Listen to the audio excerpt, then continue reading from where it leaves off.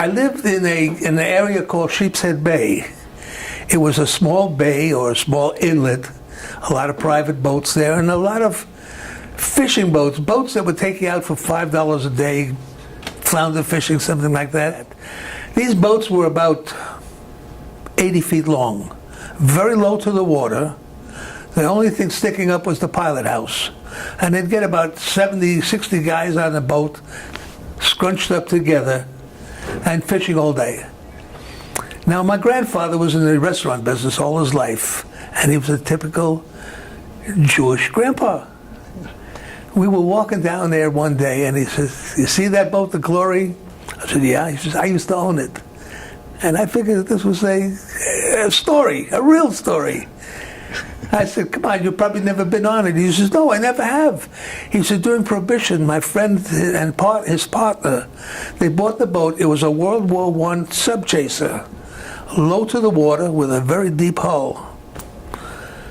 And they got a crew, and the crew would go 13, 14 miles out to sea, meet up with this ocean liners going to Cuba. In those days, you could go to Cuba. And they'd offload scotch and whatever whiskeys they could, Irish whiskeys, and they'd bring it into Sheepshead Bay at night. So that was my grandfather, the bootlegger.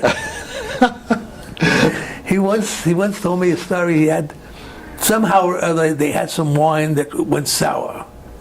And he spent the whole night cooking up simple syrup, that's sugared water, till it won't accept any more sugar.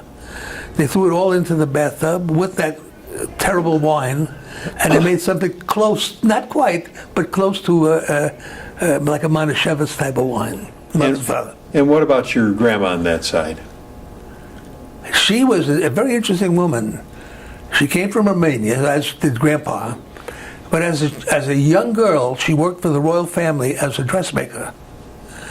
And she was always fantastically handy. Did you ever hear of a company called Lily Rubin?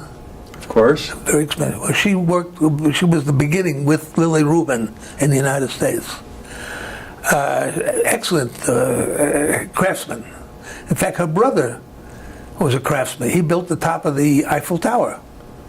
Wow. The metalwork, the sheet metal work. I never met him. I think he stayed in Europe.